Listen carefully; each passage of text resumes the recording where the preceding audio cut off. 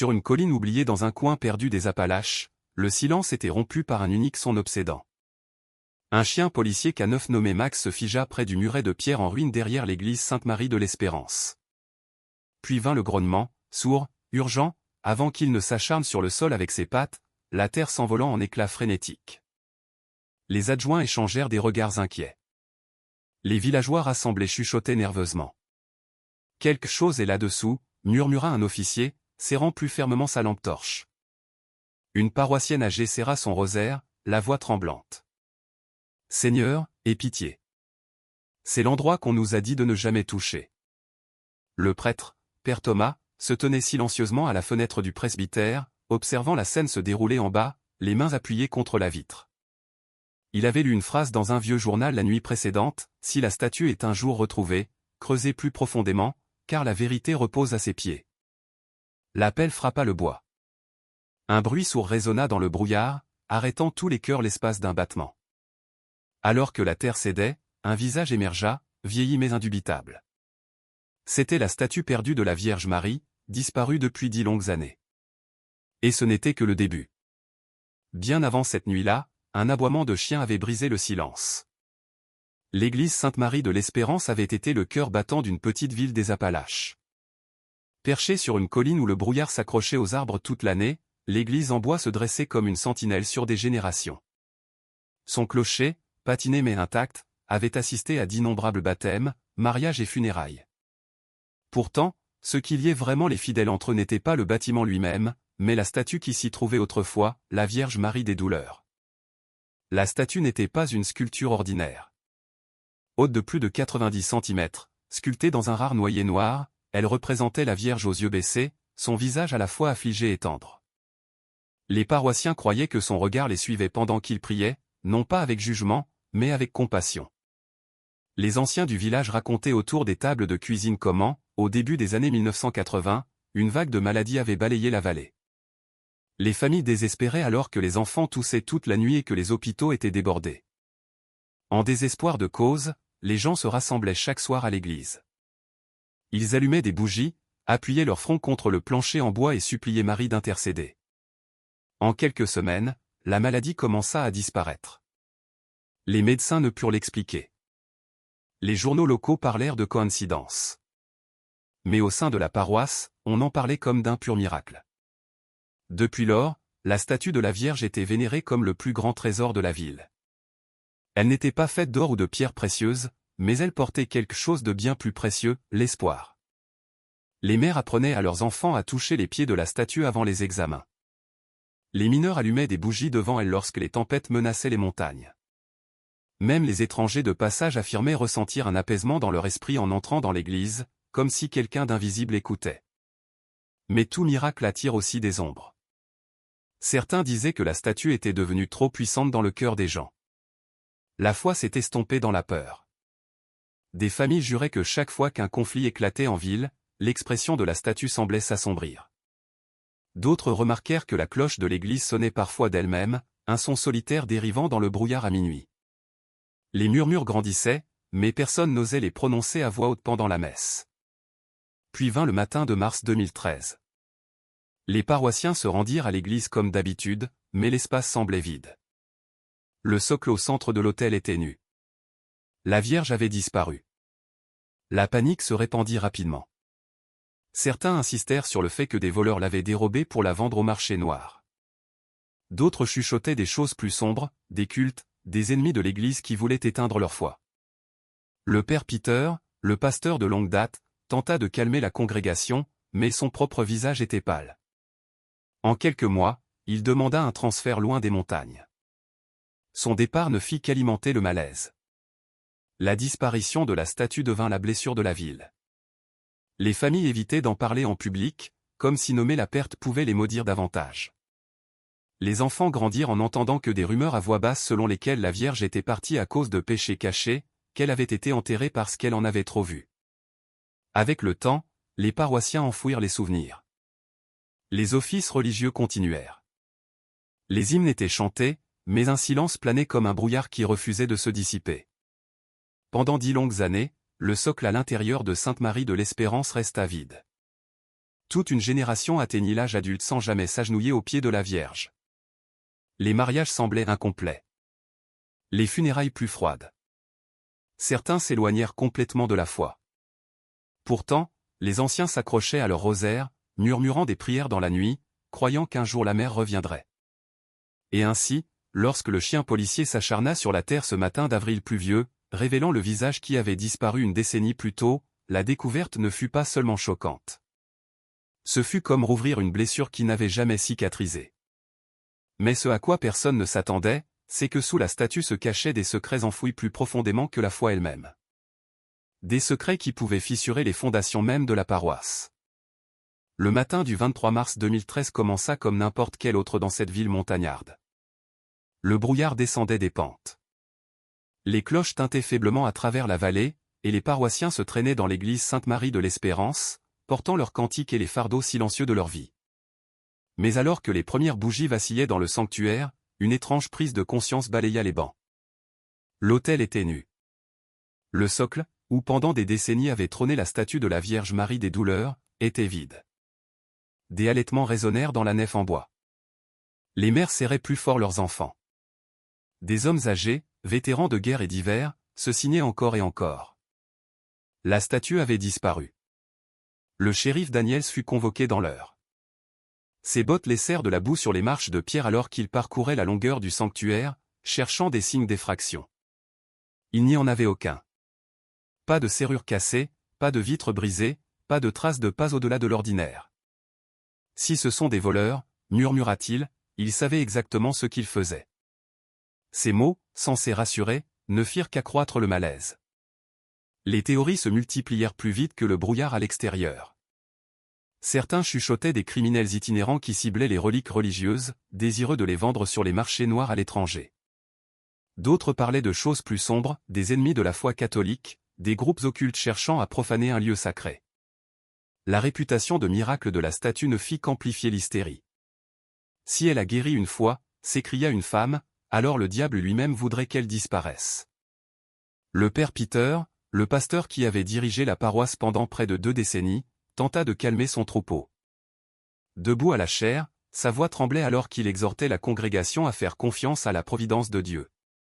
Pourtant, ceux qui lui étaient les plus proches remarquèrent le tremblement dans ses mains lorsqu'il tenait le calice. Ses sermons devinrent plus courts, ses yeux plus creux. Quand un enfant demanda si Marie les avait abandonnés, il n'eut pas de réponse.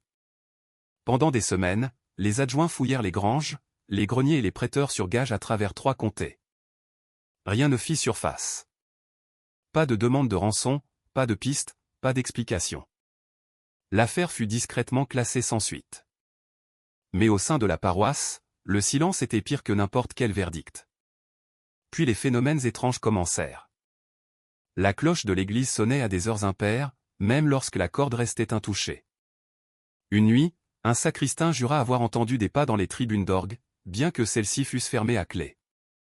Un groupe d'enfants de chœur trouva une seule bougie allumée dans la chapelle un matin, bien que personne ne l'eût allumée. Chaque incident renforçait la conviction que la disparition n'était pas un simple vol. Pour le père Peter, le fardeau devint insupportable. Les paroissiens se rappelleront plus tard comment ces homélies devinrent amères, presque désespérées. Nous ne devons pas tenter le ciel, dit-il un jour, son regard fixé non sur les gens mais sur le socle vide. Certaines choses sont mieux tues. En quelques mois, il demanda son affectation à l'évêché. Pour l'été, il était parti, transféré dans une paroisse tranquille près de la côte. Pas de dîner d'adieu, pas d'explication. Juste une note remerciant la communauté pour ses prières. Son départ divisa la ville. Certains se sentaient abandonnés, trahis par l'homme même chargé de les guider. D'autres croyaient que le père Peter en savait plus qu'il n'avait jamais admis, que son silence faisait partie d'un secret trop dangereux pour être partagé. Le socle resta vacant. Les mariages se déroulèrent sans la bénédiction de la présence de la Vierge. Les funérailles résonnèrent plus tristement sans son regard affligé. Les enfants qui avaient été autrefois soulevés pour toucher ses pieds sculptés grandirent en n'entendant que des murmures sur les raisons de sa disparition. Dans les maisons et sur les porches, les vieillards avertissaient que parler de la statue invitait au malheur. Les mères faisaient taire leurs enfants lorsqu'ils posaient des questions. Avec le temps, Sainte-Marie de l'Espérance devint une église qui portait à la fois dévotion et appréhension.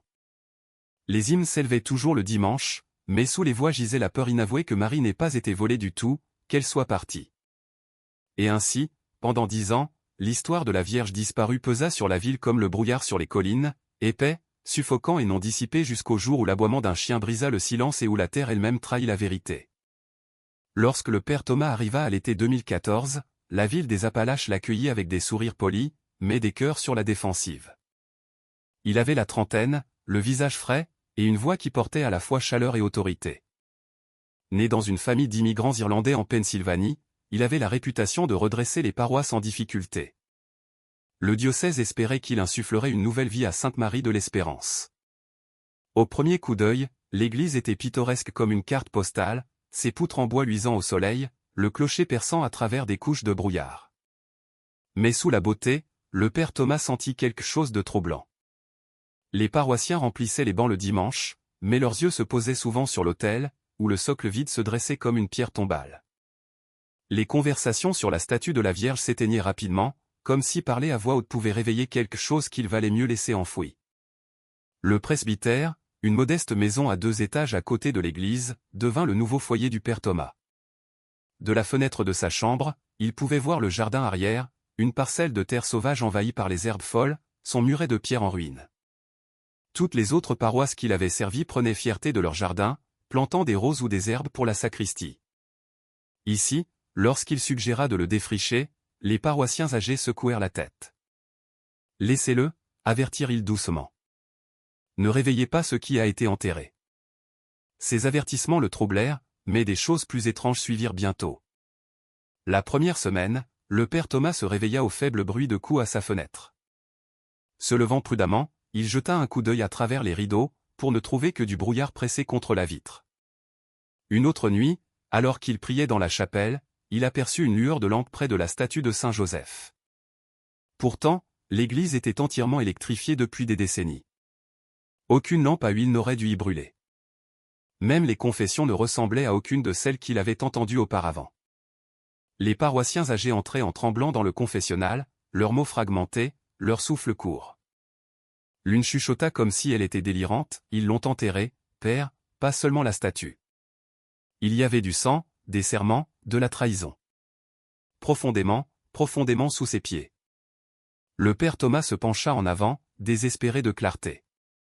Mais dès que la femme sortit, elle le regarda d'un air vide, comme si elle n'avait aucun souvenir de ce qu'elle avait confessé. Un autre pénitent lui serra la main fermement après l'absolution, les yeux vitreux.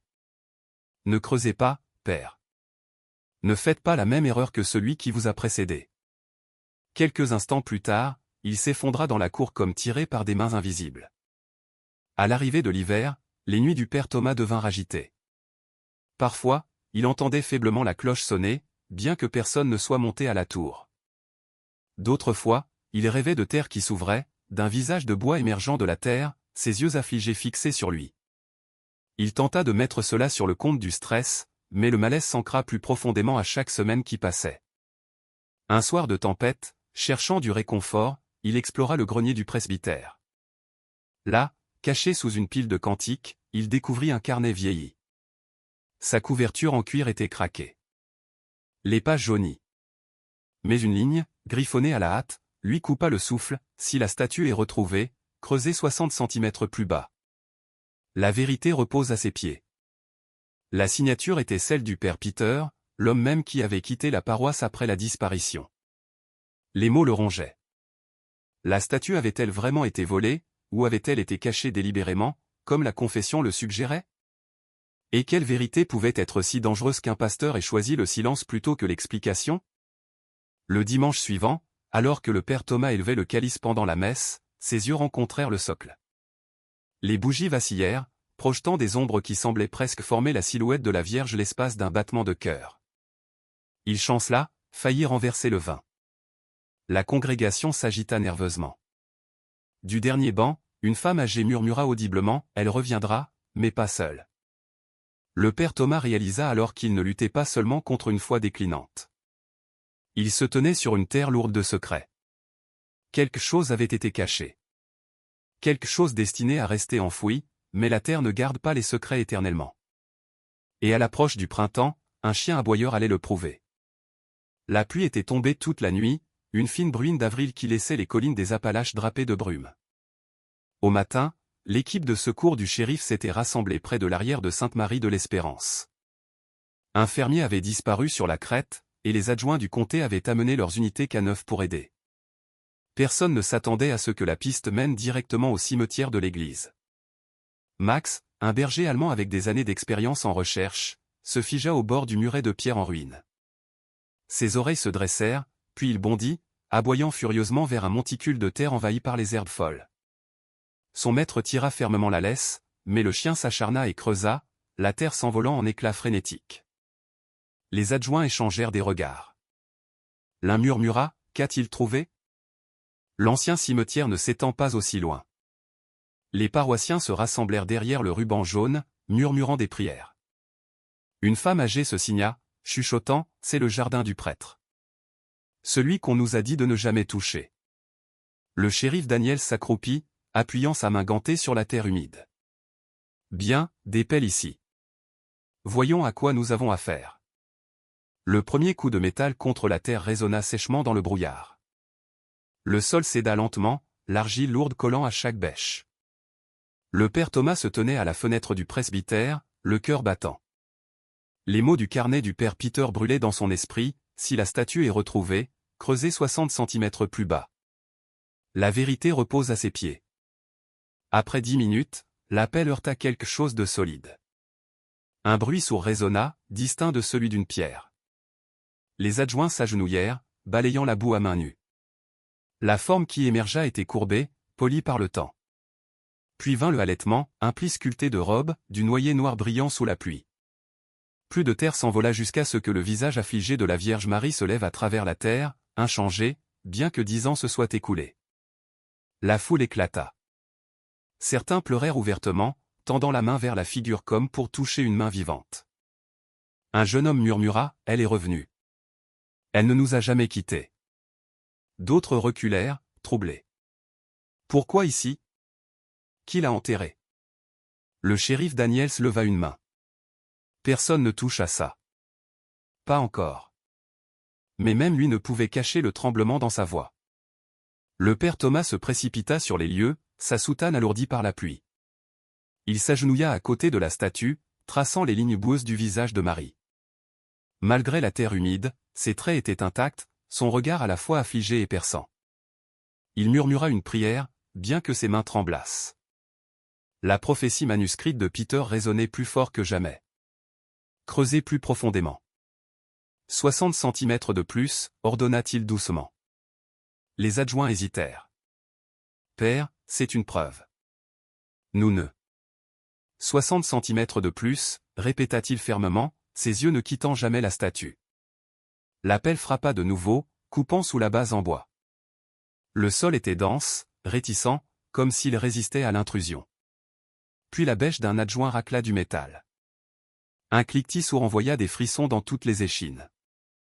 Avec précaution, ils déblayèrent la terre jusqu'à ce qu'une petite boîte en fer blanc émerge, rouillée mais intacte, son couvercle gravé faiblement d'une croix, presque effacée par le temps. Au moment où le père Thomas la toucha, un frisson lui parcourut le bras, se fixant à la nuque. Il fit le signe de la croix avant de la soulever. La foule se tut, à bout de souffle. Il ouvrit la boîte. À l'intérieur se trouvaient 3 objets, un rosaire, ses perles pourries, mais un crucifix doré brillait au centre, gravé de symboles qu'il ne reconnaissait pas. Un morceau de vélin plié, au bord fragile, couvert de mots latins griffonnés à la hâte. Des mots qui parlaient de serment, de trahison et d'un rituel effectué dans ces mêmes murs en 2013. Une photographie en noir et blanc.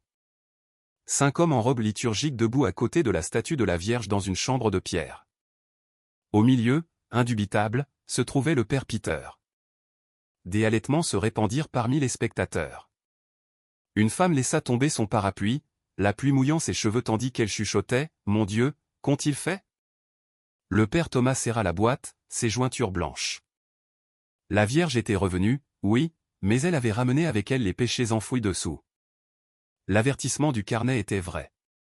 La vérité reposait à ses pieds, et la vérité était plus sombre que quiconque dans cette ville enveloppée de brouillard n'était préparé à affronter. La pluie tapotait régulièrement le couvercle de la boîte en fer blanc alors que le père Thomas la soulevait sous la lumière pâle du matin. Pendant un instant, personne n'osa respirer. La statue de la Vierge, tachée de boue mais intacte, semblait observer silencieusement le prêtre ouvrir le fermoir corrodé. La foule se pressa en avant, les parapluies se heurtant, les yeux grands ouverts d'effroi et de curiosité. À l'intérieur se trouvaient 3 objets, chacun simple à première vue, mais lourd d'un poids indicible. Niché au sommet gisait ce qui restait d'un rosaire. La plupart des perles s'étaient désintégrées en poussière, ne laissant que des fragments de fil de fer et quelques sphères de bois noircies. Mais en son centre brillait un crucifix doré, incroyablement préservé. La croix était petite mais exquise, sculptée de lignes si fines qu'elles semblaient gravées par le feu. Autour de ses bords couraient des marques inconnues, des symboles que personne ne reconnaissait. Le père Thomas y passa son pouce et ressentit un choc, un frisson comme s'il avait touché de la glace. Le shérif Daniel se pencha. « Ce n'est pas une gravure catholique standard, murmura-t-il. Une vieille paroissienne secoua violemment la tête, chuchotant « Ça ne vient pas de Dieu ». Sous le rosaire gisait un morceau de vélin plié, jauni par l'âge, les bords courbés par l'humidité. Le père Thomas le déplia soigneusement. L'écriture latine était inégale, précipitée, comme écrite par une main tremblante. Ses lèvres bougeaient silencieusement tandis qu'il traduisait. C'était une confession. L'auteur parlait d'une nuit en 2013, la semaine même où la statue avait disparu, lorsqu'un groupe s'était réuni sous l'église dans une chambre de pierre cachée. Là, ils avaient accompli un rituel qui tordait les paroles sacrées en quelque chose de profane. Nous craignons ce qui allait arriver, lisait la lettre. Nous l'avons enterré non pour trahir, mais pour protéger, car le jugement était plus proche que nous ne pouvions le supporter. L'auteur implorait le pardon, mais ne signait aucun nom. En bas se trouvait une ligne glaçante, si la Vierge se lève à nouveau, le jour du jugement ne sera pas loin. Des halètements et des murmures s'élevèrent de la foule. Certains se signèrent. D'autres reculèrent, ne voulant pas s'approcher de la boîte. Le père Thomas plia le vélin, le cœur battant. Si la lettre était vraie, alors la statue n'avait pas été volée par des étrangers. Elle avait été enterrée par la paroisse elle-même. En dernier lieu se trouvait une photo en noir et blanc, remarquablement claire malgré les années passées sous terre. Le père Thomas la leva, et ceux qui étaient les plus proches tendirent le cou. L'image montrait 5 hommes en robe liturgique debout dans une chambre de pierre éclairée par des bougies. Au centre trônait la statue de la Vierge, droite comme si elle présidait l'assemblée. 4 des visages étaient flous par l'ombre, mais un était clair, le père Peter, le pasteur qui avait quitté la paroisse en silence une décennie plus tôt. Ses yeux sur la photo étaient creux, presque hantés. Derrière lui, dessiné sur le mur de pierre, se trouvait un cercle grossier avec un œil en son centre. Une image étrangère à toute liturgie catholique. Un frisson collectif parcourut les badauds. Une femme murmura « Je me souviens de la dernière messe du père Peter. Il ne nous regardait pas. Maintenant, je comprends pourquoi. » Le shérif Daniel serra la mâchoire.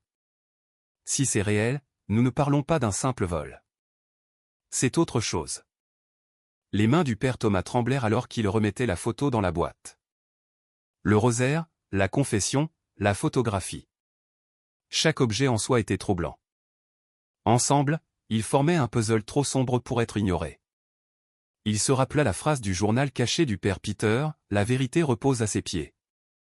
Maintenant, avec ses reliques déterrées, la vérité semblait plus proche, mais bien plus terrifiante. La statue de la Vierge avait été enterrée, oui, mais elle avait été enterrée comme un témoin. Et sous elle, les péchés des hommes avaient été cachés, attendant que la terre les rende. Alors que la pluie tombait plus fort, le père Thomas ferma le couvercle et le serra contre sa poitrine. Autour de lui, les villageois murmuraient des prières, certains implorant la miséricorde, d'autres exigeant des réponses. Le shérif ordonna de boucler la zone, mais personne ne pouvait sceller la peur qui se répandait dans la foule. La statue était revenue. Les reliques avaient parlé. Mais la question qui consumait désormais la paroisse n'était pas de savoir qui avait enterré Marie, mais ce qui d'autre gisait à ses pieds. La pluie avait ralenti pour devenir une bruine, mais le sol était toujours glissant et lourd. Les adjoints commencèrent à recouvrir le trou où la statue de la Vierge avait été trouvée, se préparant à transporter à la fois les reliques et la boîte. Les gens commencèrent à retourner vers les marches de l'église, murmurant des demi-prières, demi-craintes. puis Max, le berger allemand, se raidit de nouveau, ses oreilles dressées, les poils hérissés. Il aboya une fois, aigu, perçant, puis bondit vers une autre parcelle de terre à quelques mètres seulement de l'endroit où la statue avait été déterrée. Son maître tira sur la laisse, mais le chien se débattit violemment, ses griffes raclant la terre comme désespéré de découvrir quelque chose. Le shérif Daniels marmonna, pas encore. Il fit signe aux adjoints de prendre leur pelle. Le premier coup dans le sol ramena de l'argile mêlée de gravier. Le second révéla du tissu, blanc, gorgé d'eau, emmêlé dans la boue. Au début, ils pensèrent que cela pouvait être les restes d'une vieille nappe d'autel. Mais lorsqu'un adjoint tira avec précaution, le tissu s'accrocha à quelque chose en dessous, quelque chose de solide. La foule haleta. Le père Thomas s'avança, la pluie dégoulinant de sa soutane.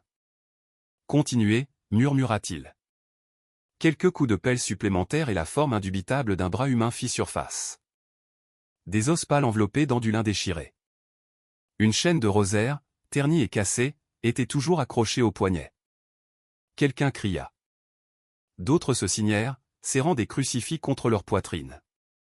Avec des mains tremblantes, les adjoints déblayèrent plus de terre jusqu'à ce que la forme d'un corps émerge, effondré dans la terre, préservé seulement par le poids de ses vêtements. Le tissu était indubitable, l'aube d'un prêtre, autrefois blanche, maintenant grise de décomposition. Autour du cou pendait une petite chaîne en argent avec une plaque nominative encore lisible à travers la saleté. Le shérif Daniels se pencha, sa voix se brisant en lisant à haute voix, « Père Raphaël Johnson, vicaire, 2001 à 2013. » Le nom frappa comme un éclair. Le père Raphaël, longtemps cru parti pour une mission à l'étranger, n'était jamais parti du tout. Il avait été enterré ici, sous la terre de la paroisse, à quelques pas seulement de la statue de la Vierge. La foule se tut.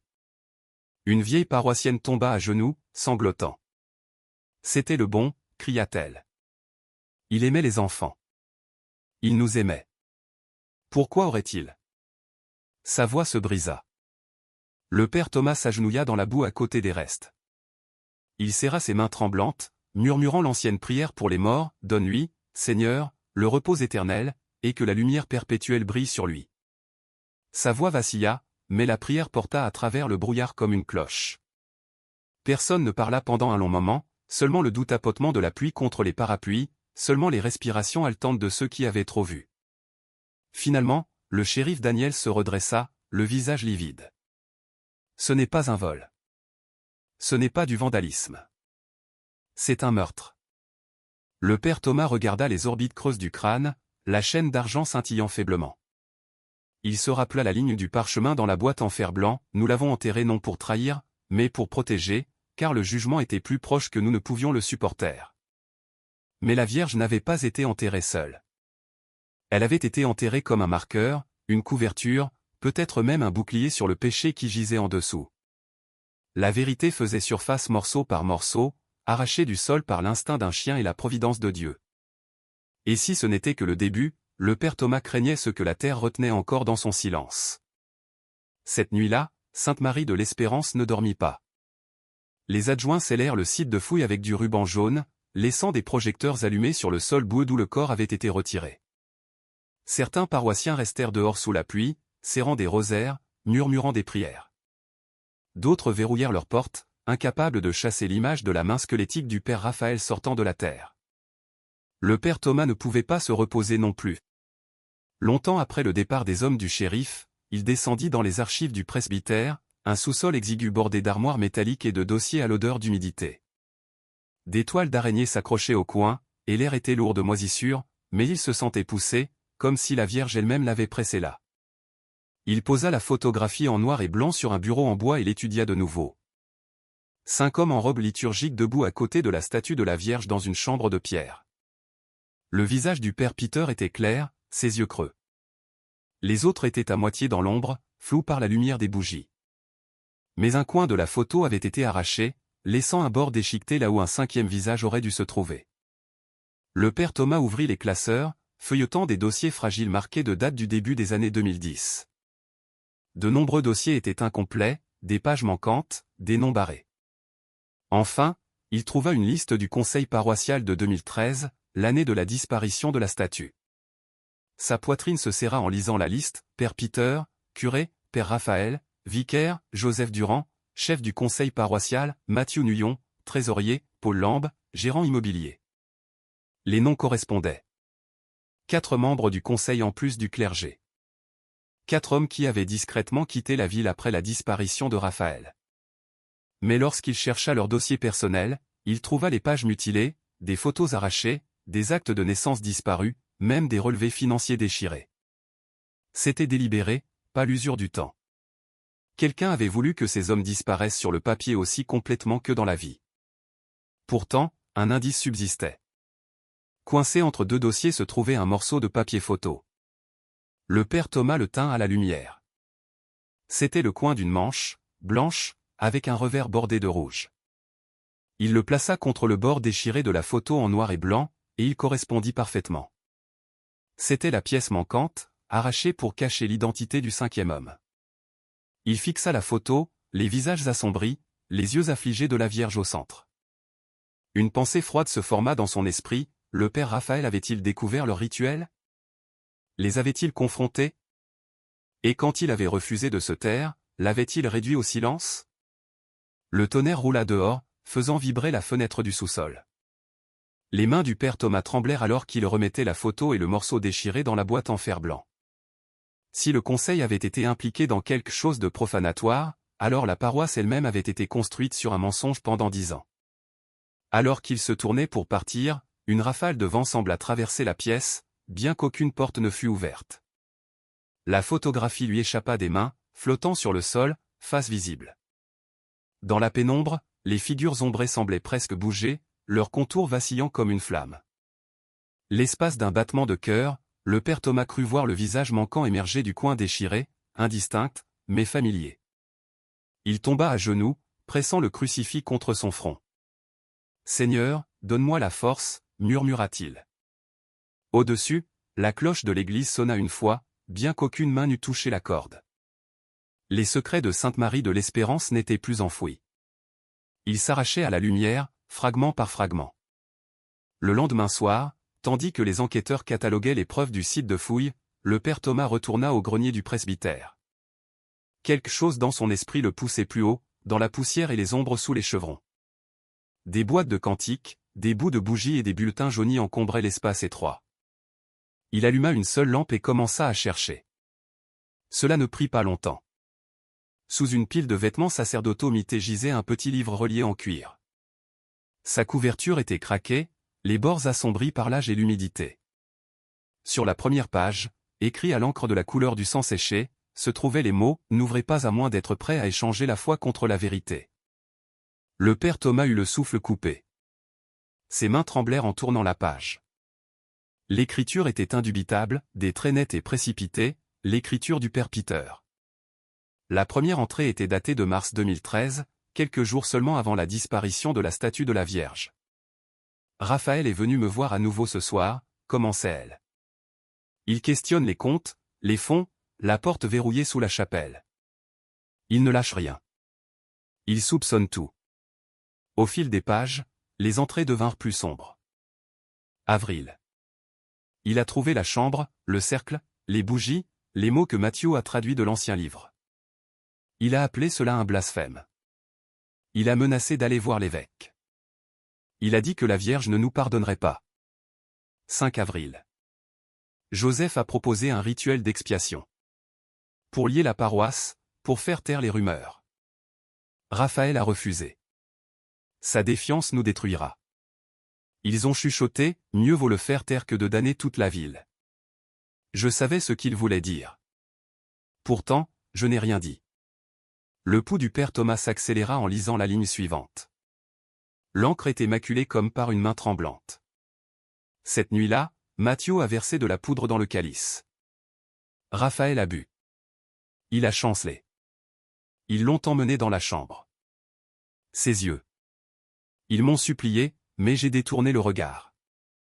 Les entrées suivantes descendaient dans une confession imprégnée de culpabilité. Nous l'avons enterré sous elle. Paul a dit que la Vierge cacherait notre péché. Joseph a dit que le jugement ne tomberait pas si nous le placions sous son regard affligé. Je ne peux pas dormir. J'entends la cloche sonner quand la tour est vide. Je vois le visage de Raphaël dans le calice. Le père Thomas serra les pages, la sueur perlant sur son front. Le journal n'était pas seulement de la culpabilité. C'était un témoignage. Un registre de trahison. Les dernières entrées devinrent frénétiques. 20 avril. La statue a saigné. Une tache sur sa main en bois qui ne partait pas. Je leur ai dit que c'était de la sève, mais je savais mieux. Cette nuit-là, nous l'avons emmenée sous le brouillard. Nous avons creusé le trou nous-mêmes.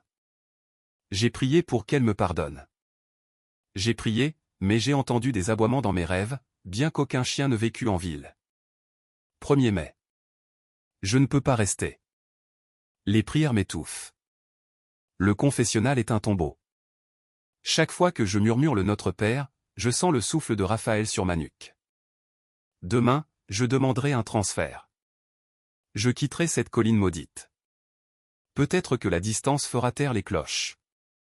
La dernière page ne portait pas de date. Seulement une seule ligne profondément gravée dans le papier, si vous trouvez ceci, brûlez-le, ou votre foi pourrira comme la mienne. Le père Thomas ferma le livre, sa poitrine se soulevant lourdement. L'air du grenier était suffocant, chargé d'une présence invisible. Il serra son crucifix et murmura, « Seigneur, aie pitié de son âme, et de la nôtre. » En dessous, la cloche sonna de nouveau, 3 notes creuses roulant à travers la vallée. Les paroissiens levèrent les yeux de leur porche. Les enfants se blottirent contre leur mère. Ils dirent que le son était le même que la nuit où Raphaël avait disparu.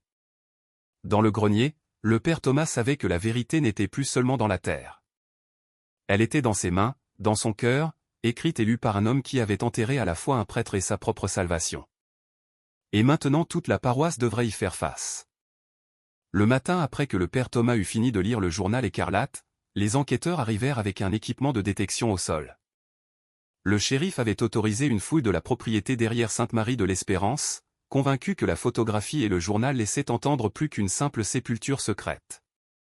Il était juste l'après-midi quand le scanner enregistra une cavité sous le sol près du muret de pierre en ruine derrière le presbytère.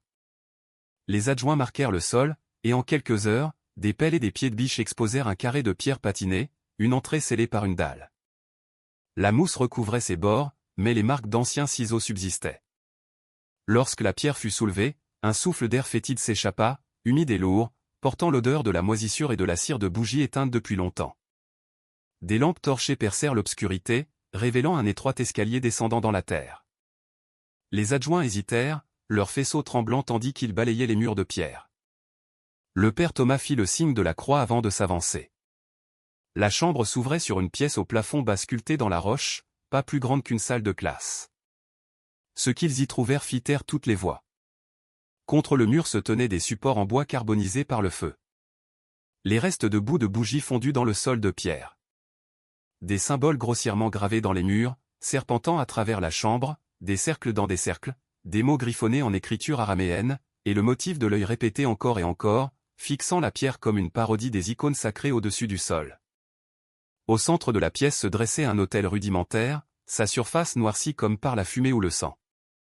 Dessus gisaient des fragments de fioles de verre, certaines scintillant encore faiblement comme enduites d'huile.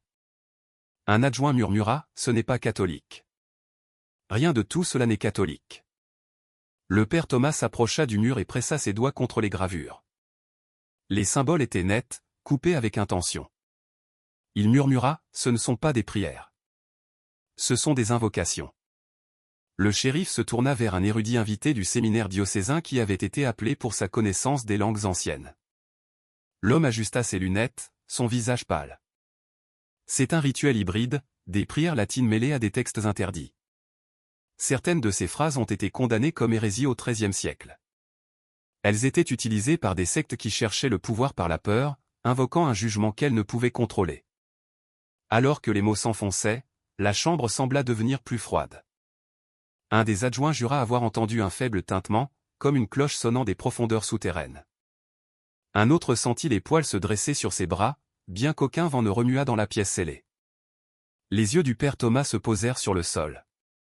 Là, sous une couche de terre, gisaient de pâles taches. Des taches sombres, asséchées depuis longtemps. Il s'accroupit, sa voix se brisant en parlant. C'est ici qu'ils ont amené Raphaël. C'est ici qu'ils l'ont réduit au silence. La mâchoire du shérif se serra. Et c'est ici qu'il pensait pouvoir le cacher. Les adjoints commencèrent à photographier la chambre, cataloguant chaque symbole, chaque vestige de cire et de cendre. Mais le père Thomas resta immobile, son regard fixé sur l'autel rudimentaire. Dans son esprit, il voyait les 5 hommes de la photographie debout autour de lui, leurs visages vacillant à la lumière des bougies, la statue de la Vierge traînée comme témoin de leur acte. Il entendit la voix imaginée de Raphaël crier, coupé court par la trahison. Alors qu'il remontait à la lumière du jour, les villageois se rassemblèrent à la clôture, cherchant à voir. Le shérif ne leur dit que ce qu'il pouvait, qu'une chambre cachée avait été trouvée, que de plus amples investigations étaient en cours. Mais les murmures se répandirent plus vite que les faits. Au crépuscule, toute la vallée bourdonnait de discussions sur les cultes, les malédictions et la trahison. Cette nuit-là, le père Thomas s'agenouilla seul dans le sanctuaire, le journal rouge ouvert devant lui, la photographie à côté. Sa prière n'était pas polie, pas calme. Elle était brute. Seigneur, apporte la lumière là où il n'y a que ténèbres. Expose ce qui a été caché, même si cela nous brise. Au-dessus de lui, la cloche sonna une fois, bien que personne ne fût monté à la tour. Et dans le silence qui suivit, les yeux affligés de la Vierge semblèrent regarder la statue tachée de boue. Non plus enterrée, mais toujours témoin des péchés des hommes. Les jours suivant la découverte de la chambre de pierre secouèrent la vallée comme un tremblement de terre. Des équipes de journalistes bordaient la route menant à Sainte-Marie de l'Espérance, leurs camionnettes hérissées d'antennes. Les titres des journaux s'enflammaient, restes de prêtres découverts dans une paroisse des Appalaches, secrets enfouis sous la statue de la Vierge. Ce qui avait été une paisible communauté montagnarde devint l'épicentre du scandale. Le diocèse dépêcha des enquêteurs, et les forces de l'ordre étendirent leur portée au-delà de la paroisse. Le père Thomas remit le journal rouge, la photographie et la boîte en fer blanc. Ceux-ci devinrent la colonne vertébrale de l'affaire contre les membres survivants du Conseil de 2013. Le shérif Daniels délivra personnellement les assignations. Joseph Durand, l'ancien chef du conseil paroissial, fut retrouvé dans une maison de retraite catholique à 2 états de distance, fragile mais lucide. Mathieu Nuyon, le trésorier, vivait tranquillement à Houston sous un nom différent. Il fut ramené menotté. Paul Lamb, le gérant immobilier, avait disparu des années plus tôt, mais les enquêteurs le retrouvèrent dans une cabane rurale du Kentucky, vivant en quasi-isolement. Chaque homme fut confronté aux mêmes preuves obsédantes, leur nom sur la liste du conseil, leur visage à moitié dans l'ombre sur la photographie, et le témoignage du journal du père Peter. La mise en accusation fut sombre. La salle d'audience débordait de paroissiens de Sainte-Marie de l'Espérance, certains serrant des rosaires, d'autres fixant avec une trahison gravée sur leur visage tandis que les accusations étaient lues, conspiration, obstruction, et suspicion d'implication dans la mort du père Raphaël. Des murmures emplirent la pièce. Une femme éclata en sanglots. Un vieux mineur murmura, « Ils ont enterré plus qu'un homme. Ils ont enterré notre foi. » L'avocat de Joseph Durand plaida que le vieil homme était trop faible pour être jugé, que sa mémoire s'était estompée.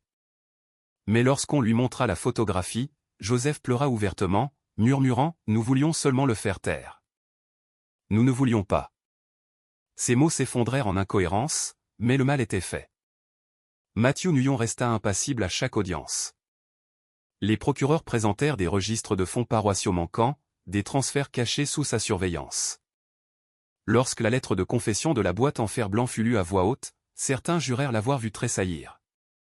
Plus tard, dans un moment de rare candeur, il chuchota à l'aumônier de la cour, « Nous pensions qu'en l'enterrant, nous nous protégerions. Nous pensions que Marie couvrirait nos péchés. » Paul Lamb n'offrit aucune défense.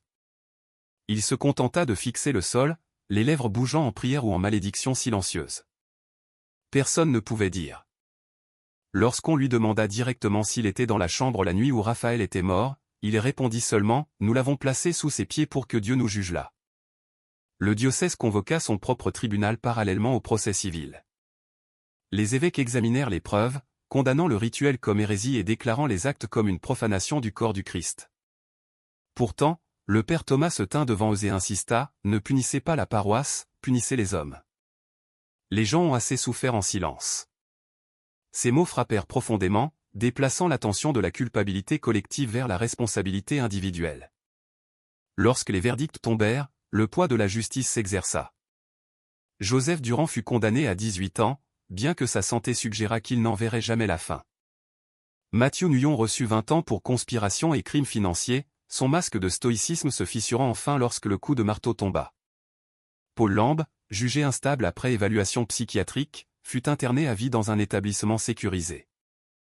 La paroisse observa les procès se dérouler comme une pièce macabre. Certains ressentirent un soulagement, d'autres seulement de la tristesse, mais tous savaient que la vérité avait enfin réussi à s'arracher à la lumière. Le soir du verdict, le père Thomas réunit les villageois dans le sanctuaire. La statue de la Vierge, restaurée et nettoyée, se tenait à nouveau sur son socle. Les bougies vacillaient doucement, projetant une lueur qui ressemblait moins à un jugement qu'à une miséricorde. Il parla simplement, Marie n'était pas perdue. C'est nous qui nous sommes perdus. La justice a parlé, mais maintenant la guérison doit commencer. Ne l'enterrons plus. Ni dans la terre, ni dans le silence, ni dans la peur. La congrégation se leva, des centaines s'agenouillant ensemble pour la première fois depuis 10 ans. Le silence qui suivit les prières sembla propre, non oppressant, non hanté, juste le silence. Dehors, la cloche sonna une fois, et cette fois ce n'était pas un avertissement. C'était une libération. Le dimanche suivant le verdict, l'église sur la colline se remplit bien avant l'aube. Des familles bordaient les marches de Sainte-Marie de l'Espérance, leur souffle s'élevant en nuages blancs dans l'air frais de la montagne. Certains apportaient des bougies, d'autres serraient des photographies de proches enterrés depuis longtemps. Ils n'étaient pas venus pour un procès, ni pour des réponses, mais pour la restauration. À l'intérieur, la statue de la Vierge se tenait de nouveau sur son socle. 10 ans de saleté et de silence avaient été soigneusement lavés, révélant le noyer noir poli en dessous. Les restaurateurs avaient laissé les légères cicatrices, les petites fissures, les taches subtiles, comme des rappels de l'endroit où elle avait été. Ses yeux affligés semblaient plus doux maintenant, comme si le poids de la souffrance de la vallée avait été absorbé dans son regard. Le père Thomas s'avança dans l'allée, portant la boîte en fer blanc, maintenant vide, sauf pour le crucifix doré du rosaire cassé. Il le déposa doucement au pied de la statue, murmurant, « Plus de secrets sous tes pieds, mère, seulement la lumière. » Lorsque la messe commença, les hymnes s'élevèrent comme un tonnerre. Les voix se brisaient de larmes, mais elles portaient de la force. Pour la première fois depuis une décennie, le sanctuaire n'était pas défini par ce qui manquait, mais par ce qui avait été rendu. Dehors, la cloche sonna, et cette fois elle était tirée par des mains humaines, des enfants de la paroisse, enthousiastes, riant à travers leurs larmes. Chaque carillon résonnait, non comme un avertissement, mais comme un chant de libération. Le brouillard se leva lentement des collines, et la lumière du soleil traversa les vitraux, dispersant des couleurs sur la congrégation agenouillée. Plus tard ce soir-là, les villageois se rassemblèrent dans la cour. Des bougies parsemaient les marches, leurs flammes vacillant au vent. Un vieux mineur qui avait autrefois maudit le silence se leva, sa voix tremblante. Nous pensions que Marie était partie, mais elle ne l'était pas. Nous l'avons enterrée avec nos péchés, et elle est ressuscitée avec la vérité. Ne la cachons plus jamais. Des applaudissements et des sanglots suivirent, résonnant contre les murs de pierre. À partir de ce jour, Sainte-Marie de l'Espérance devint plus qu'une paroisse. Des pèlerins vinrent de toute la région pour s'agenouiller devant la Vierge qui avait été enterrée mais restaurée. Ils touchèrent la base de son socle, murmurant des prières, non seulement pour des miracles, mais pour l'honnêteté, pour le courage. À ses pieds pendait une nouvelle plaque en bois, sculptée par les mains des paroissiens eux-mêmes, « N'enterrez plus jamais Marie sous le sol du péché ». Les enfants qui avaient grandi avec seulement des chuchotements de son absence allumaient maintenant des bougies devant elle. Leur rire se mêlait aux prières. Les anciens qui craignaient autrefois le son de la cloche souriaient maintenant quand elle sonnait. La colline ne portait plus le poids des secrets. Elle portait le son des hymnes dérivant à travers la vallée. Le père Thomas se promenait souvent sur les lieux au crépuscule, la main posée sur son rosaire, les yeux levés vers la statue. Parfois, un enfant courait à ses côtés et demandait, « Père, comment le chien a-t-il su où creuser ?» Il souriait toujours, se penchant pour rencontrer leur regard curieux, parce que Dieu voulait que nous sachions. Il a utilisé la seule voix qui pouvait briser notre silence. À ces moments-là, le mystère de ce qui avait été enterré devint moins une question de scandale qu'une question de grâce. La paroisse avait été marquée, oui, mais les cicatrices peuvent aussi être des témoignages, des marques de survie, des rappels que la guérison est possible. Et ainsi, Sous le ciel des Appalaches, les gens de Sainte-Marie de l'Espérance retrouvèrent l'unité. Leur foi, autrefois fracturée, pulsait désormais plus fortement. Non pas parce qu'ils étaient parfaits, mais parce qu'ils avaient affronté la vérité ensemble. Si cette histoire a touché votre cœur, prenez un moment pour nous faire part dans les commentaires de ce que vous avez ressenti lorsque la vérité est sortie de terre. Et si vous croyez que la foi peut guérir même les blessures les plus profondes, veuillez aimer cette vidéo et vous abonner à Touched by Grace. En nous rejoignant, vous aiderez à partager des histoires d'espoir, de courage et de miracles avec le monde. Car aucune vérité et aucune foi ne devraient jamais rester enfouies.